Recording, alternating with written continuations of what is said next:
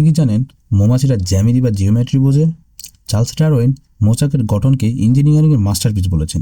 লক্ষ্য করলে দেখবেন মৌচাকের প্রতিটি কুঠুরি ষড়ভুজ বা হেক্সাগন আকৃতির। কিন্তু কেন গোল বা চারকোণ নয়?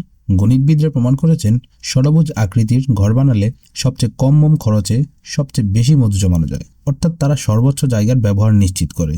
শুধু তাই নয়, সাম্প্রতিক গবেষণায় দেখা গেছে মৌমাছিরা মানুষের মুখমণ্ডলও আলাদা করে চিনতে পারে। তাদের ছোট্ট মস্তিষ্কে এত বুদ্ধি কিভাবে ধরে তা আজও এক বিস্ময়। বন্ধুরা, ভিডিওর শুরুতেই বলেছিলাম আইনস্টাইনের সেই সতর্কবাণীর কথা। পৃথিবীর 70% ফসলের পরাগায়ন ঘটে এই মৌমাছির মাধ্যমে। মৌমাছি না থাকলে ফসল হবে না, আর ফসল না থাকলে আমরাও থাকবো না। কিন্তু অতিরিক্ত কীটনাশক আর মোবাইল টাওয়ারের রেডিয়েশনের কারণে আজ এরা বিলুপ্তির পথে। তাই আসুন পরিবেশ রক্ষায় আমরা সচেতন হই।